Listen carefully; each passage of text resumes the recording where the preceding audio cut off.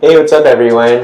Jayden Conde, you're watching TitoFit, and this video we're gonna talk a little bit about something that most people who are training, most people who are into fitness, performance metrics, they would generally not feel like this is important, but it actually is. If you're training hard, most people, especially those with a bias towards endurance sports like running and biking, are really big right now. High rocks, hybrid, these kinds of things. People tend to look at metrics like their VO2 max, they tend to look at their pace, they tend to look at their heart rate, because everyone's wearing some sort of wearable watch like your Apple Watch, Garmin, or a band like your Whoop, a ring, even like an Aura ring. So a lot of people are wearing these wearables to track certain statistics and see performance metrics over time, and that's a good thing more than anything. But what you need to pay attention to, I would say even more than these performance metrics, are your health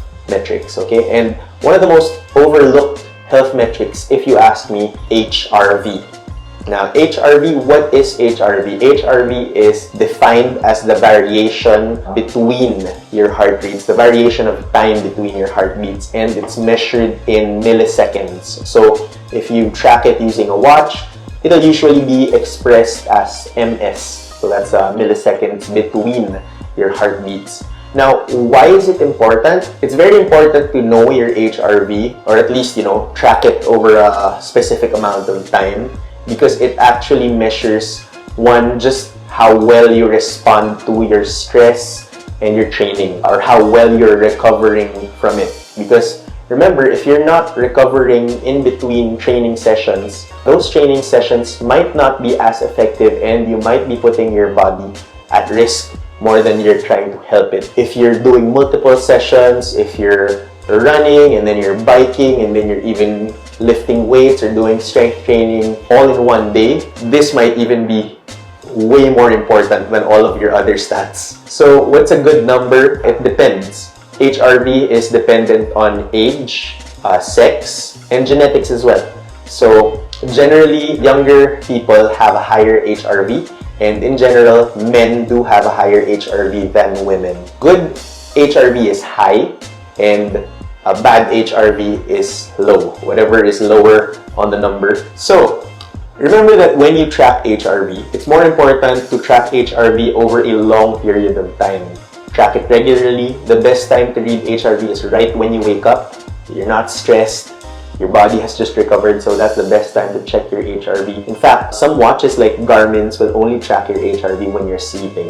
This trend that you have to go over a couple of months is most important. So if it suddenly spikes down too low, you know that something's off. I recently had to deal with a bout of illness, and I realized that my HRV was down about 15 to 20 milliseconds from its normal range. And I do find myself generally in the more fit, active range. I mean, I'm not quite in the elite athlete range, obviously, but I do find myself on the higher end of the fit, active range for my age. When my heart rate variability went down about 15 to 20 points, I was alarmed, because it actually happened right before I got sick. It can actually be predictive of when you get sick, so it's a good metric to track. Even when I was well, even once I had recovered from illness, it took a while for my HRV to get back to normal, so I had to be very conscious with my decisions about training. So I had to make sure not to overdo it, because my HRV just wasn't going back to its normal range. I normally find myself between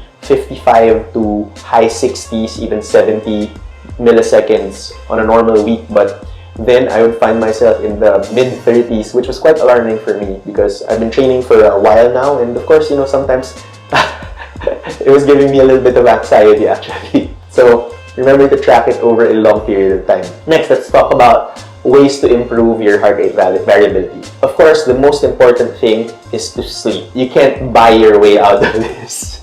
Of course, you can buy some tools that can enhance your sleep.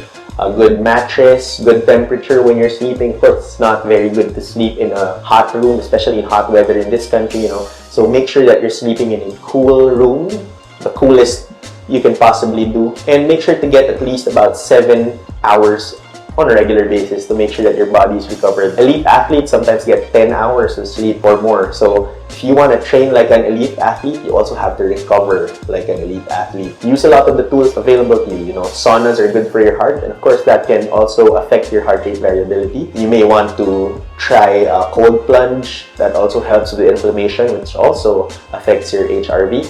As far as supplements are concerned, always check with your healthcare professional, but always do your own research. So magnesium before bed is always a good time. It helps your muscles to relax. Other supplements like omega-3s, which manage inflammation. Then there's also theanine, which also helps you relax a little bit more. Rhodiola, things like that. Now, what's bad for HRV? If you want to improve your HRV, the worst thing that you can do is to drink alcohol. Okay, there have been a lot of discussions about this on the Garmin subreddit, and a lot of experiments where their HRV would tank as much as 30 points down after a night of having just 2 drinks. So if you ever needed another reason to give up alcohol, if you're a hard training athlete, there's that. It really does tank your recovery. So I'm gonna show on screen a chart right about now of what the normal values are depending on your age range.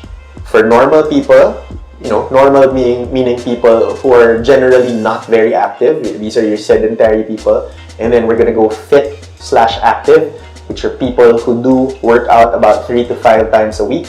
And then we're also going to put the standard for elite athletes, especially elite endurance athletes, because they generally have the best shape of their cardiovascular system. So a high HRV is generally a good thing. It means that your body is responding well to whatever you're doing with it with regard to your training and recovery. It means that you're fairly well recovered between sessions of your workouts, and you're ready to respond to whatever challenges throughout the day. Now, a low HRV would mean that you're under-recovering, that you may need to pay attention more to your recovery, you may be overtrained, or you may be overstressed, depending on what type of stressors you have to deal with on a day-to-day basis.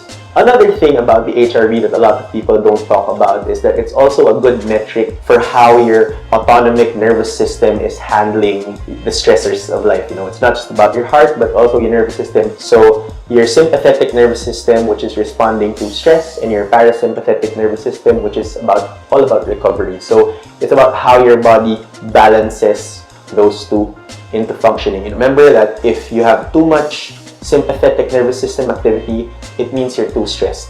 If you have too much parasympathetic system activity, it means you're not doing too much, okay? You're either not training enough. These all affect HRV, or your heart rate variability. If you've made it this far, you know, please make sure to subscribe to our channel. It really does help us out for a small channel such as ours. And let me know in the comments what you think. Have you been tracking HRV? What devices do you use to track HRV? Is this the first time you're hearing about HRV? Let me know what else you want to hear from us. So I guess that's it for today, and we'll see you next time.